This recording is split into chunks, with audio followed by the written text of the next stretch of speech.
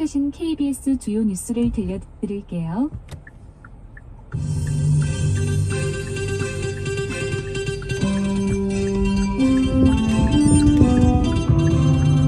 뉴스와 화제. 여러분 안녕하십니까? 김혜성입니다. 6월 24일 목요일 아침 뉴스와 화제 먼저 주요 뉴스입니다. 유럽 질병예방통제센터가 오는 8월 말까지 유럽연합 내 코로나19 신규 감염의 90%가 델타 변이가 될 것으로 전망했습니다. 국내에서도 델타 변이 확산 우려가 커진 가운데 정부가 3분기 접종이 시작되기 전까지 회식 등 모임을 자제해 줄 것을 당부했습니다.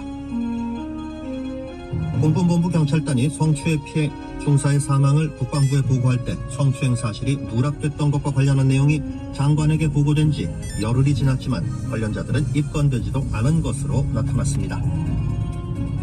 대체 휴일 법안이 국회 상임위를 통과했습니다. 하지만 5명 미만 사업장 근로자는 대상에서 제외됐습니다. 이상 이 시간 주요 뉴스입니다. 코로나19 델타 변이가 유행하고 있는 영국에서 하루 신규 확진자가 크게 늘었습니다. 유럽 질병예방통제센터는 델타 변이가 올여름 유럽연합 내 신규 감염의 대부분을 차지할 것으로 예상했습니다. 베를린에서 김기수 특파원이 보도합니다. 한때 1000명대까지 떨어졌던 영국의 하루 신규 확진자 수가 16,000명을 넘어섰습니다. 현지 시간 23일 영국의 신규 확진자는 전날보다 5,000명 가깝게 늘어난 16,135명을 기록했습니다. 18,000여 명이 발생한 2월 6일 이후 가장 많은 신규 확진자가 나온 겁니다. 성인 인구의 80% 이상이 1차 접종을 완료한 영국에서 신규 확진자가 급증하는 원인은 감염력이 강한 델타 바이러스가 확산하고 있기 때문입니다. 게다가 더 강력한 델타 플러스도 41건이나 확인됐습니다. 영국 정부는 현재 코로나19 입원 환자의 60%는 미접종자라며 백신 접종이 해법이라고 강조했습니다. 나딤 자하위 백신 담당 정부차관은 백신이 델타 변이에 명백히 효과가 있다고 접종을 독려했습니다. 영국뿐만 아니라 전 세계적으로도 델타 변이가 확산하고 있는 가운데 유럽 질병예방통제센터 ECDC는 델타 변이가 8월 말까지 유럽연합 내에서 신규 감염의 90%를 차지할 것으로 예상된다고 밝혔습니다. ECDC는 이번 여름에 델타 변이의 확산 가능성이 매우 높다며 특히 백신 접종 대상이 아닌 젊은 층에서 퍼질 것으로 예상했습니다. 그러면서 델타 변이의 전염성이 알파 변이보다 최대 60% 더 높다면서 빠른 백신 접종의 중요성을 강조했습니다. 또 각국의 봉쇄조치 완화가 확진자 수의 빠른 증가로 이어질 수 있다며 대응에 실패한다면 지난해 가을과 같은 수준에 이를 가능성이 있다고 경고했습니다.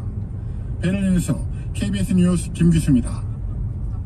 미국에서도 델타 변이가 곧 지배적인 종이 될 것이라는 경고가 나오고 있는데요. 백신 효과를 높이기 위한 추가 접종, 이른바 부스터샷이 필요한지에 대한 논의가 벌어지고 있습니다. 이 소식 뉴욕에서 한보경 특파원이 전합니다.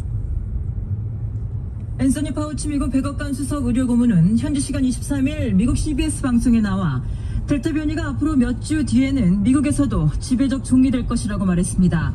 백신 접종률이 높은 지역보다는 낮은 지역을 중심으로 특히 위험하다고 했습니다.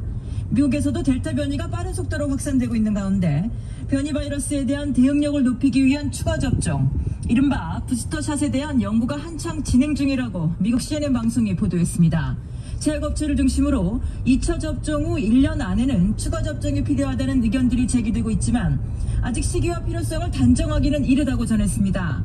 추가 접종에 관한 연구는 시간이 더 걸리겠지만 변이 대응에서도 가장 중요한 건 코로나19 백신 접종을 마치는 거라고 전문가들이 강조하고 있다면서 여전히 많은 국가들의 코로나19 백신 공급이 원활하게 이루어지지 않고 있는 상황에서 미국 등의 선진국이 부스터샷을 정당화하기는 쉽지 않을 거라는 게 전문가들의 대체적 중론이라고 CNN은 전했습니다.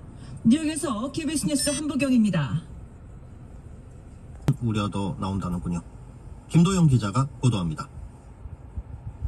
이달 들어 코로나19 감염자 10명 중 4명꼴로 변이 바이러스가 확인됐습니다. 알파형이 가장 많고 델타형이 늘어나는 추세입니다. 변이 바이러스는 전파력이 더 강한 데다 백신 1차 접종만으로는 예방 효과도 크지 않습니다. 국내 1차 접종자는 인구의 30%가 되지 않고 접종 완료자도 429만여 명으로 8%대에 불과합니다. 다음 달 새로운 거리두기로 방역 조치가 완화되면 그동안 미뤘던 모임과 행사가 크게 늘 것으로 예상됩니다. 실제로 이번 주부터 영업시간 제한이 풀린 부산에선 술집과 노래방 등에서 늦은 밤까지 모임이 계속되는 모습을 볼 수 있습니다. 본격적인 휴가철을 앞두고 해수욕장 등 휴양지에 인파가 몰릴 가능성도 높습니다. 이에 따라 당국은 인파가 몰리는 곳에선 실외라 하더라도 마스크를 착용해야 한다고 강조했습니다. 또 3분기 본격적인 접종이 재개되기까진 대규모 회식 같은 음주가 동반되는 모임을 자제해달라고 당부했습니다. 이와 함께 연중 운영하는 어린이집 교사 등의 경우 백신 접종 시기를 고려해 이달 말부터 9월까지 여름 휴가를 나눠 써달라고 권고했습니다. KBS 뉴스 김도영입니다. 공군 부사관 사망 사건을 국방부에 보고할 때 성추행 내용을 뺀 게 누군지를 놓고 진술이 엇갈리고 있습니다.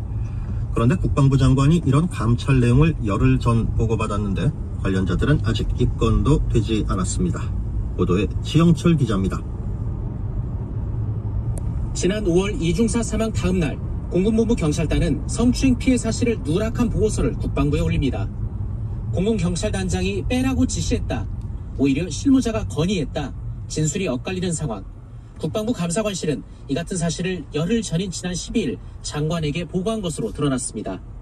이에 대해 국방부는 12일 장관에 보고한 게 맞다면서도 추가 확인이 필요하다고 보고해 보강조사를 거쳐 17일 수사가 필요하다고 결론 냈다고 밝혔습니다. 하지만 장관 보고 이후 열흘이 넘은 지금까지 관련자들은 입건조차 되지 않았습니다. 성추행 초기 수사를 했던 군사경찰에 대한 수사도 지지부진합니다. 가해자가 피해자에게 용서 안 해주면 죽겠다는 문자를 보낸 걸 20비행단 군사경찰은 사과로 판단했던 것으로 조사됐습니다. 수사심의회가 이를 보복과 협박으로 판단해 특정 범죄 가중처벌법을 적용하라고 권고한 것과는 대조적입니다. 문제는 이런 부실 수사 정황에도 군사경찰 중 입건자는 한 명도 없다는 겁니다.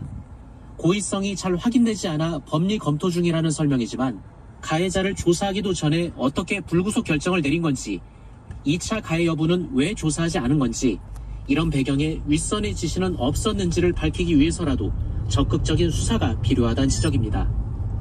한편 군 검찰 수사심의회는 1년 전 또 다른 성추행 혐의를 받는 준사관을 기소하라고 권고했고, 이중사가 전출간 15비행단에서 2차 가해 혐의를 받는 상급자 2명에 대해서는 추가 수사를 권고했습니다.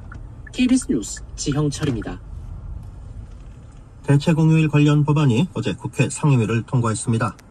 다만 모든 사업장에 다 적용되는 것은 아닙니다. 박진수 기자가 내용 정리했습니다.